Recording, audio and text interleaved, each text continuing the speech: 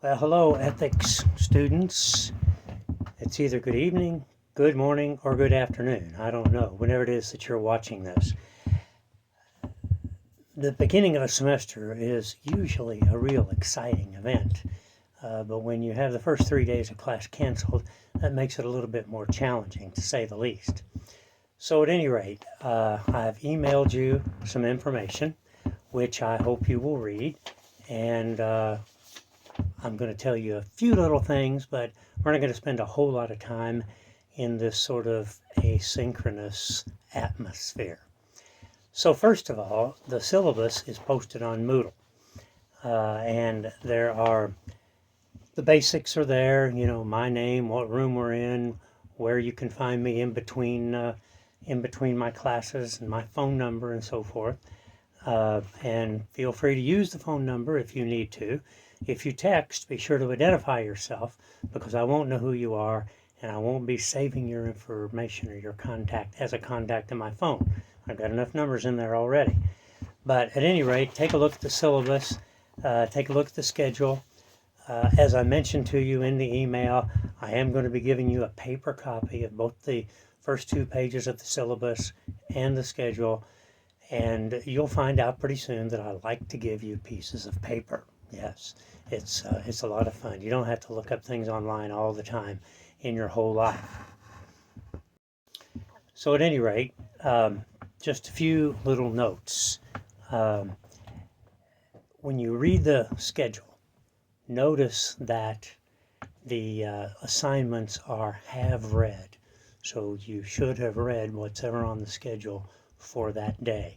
That will help you in the class. And that doesn't mean that in every class we're going to go over word for word whatever it is that you've read. We're not going to do that. Sometimes we'll follow the text more closely than other times.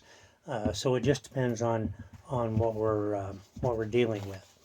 Now, I've given you a lot of information in this email, and I'm not going to, as I say, I'm not going to go over all these details, because we're going to do that on what I hope will be our first class, which I hope will be Monday.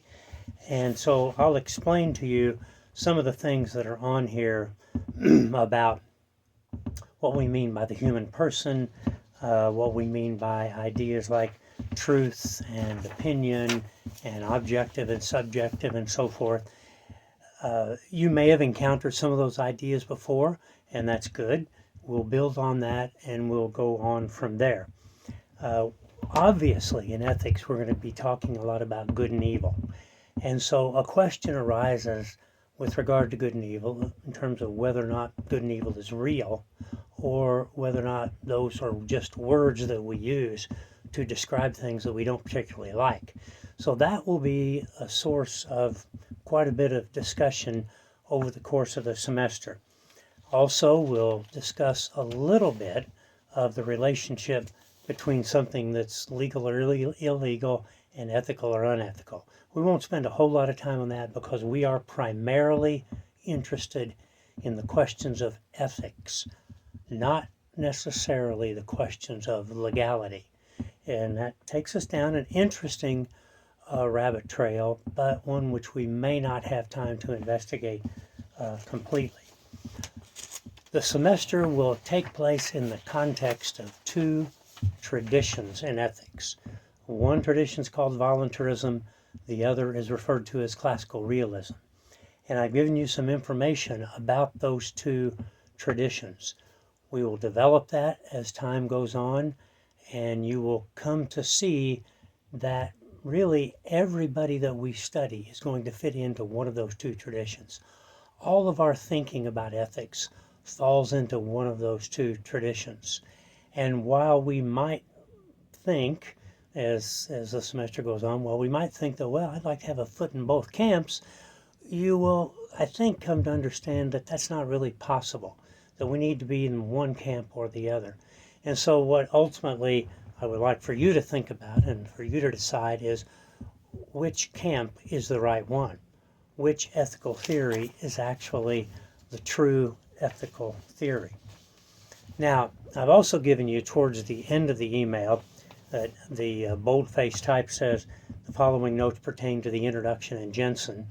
I've also given you some of that, and you should read those and retain these notes, because we will be going over that, even though actually that is scheduled for Monday. So we will briefly review some of the sort of introductory notes that take you basically from, say, point number 4 through point number 8.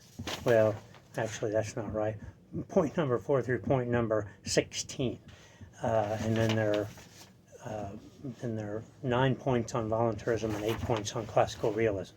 You'll figure all that out. And then just retain those notes on Jensen, because there are some good questions in there which we need to be asking throughout the semester.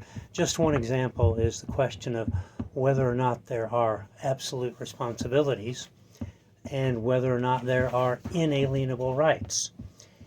If there are either of those, the next question, which is the most important question, is what's the foundation or what's the basis of absolute responsibilities and inalienable rights? You just can't pull them out of the air. They have to be based on something.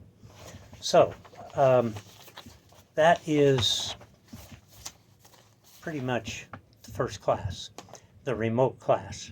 And as you can probably guess, I'm not a super big fan of remote classes. We did a whole lot of this during COVID, and I think that's over and done with.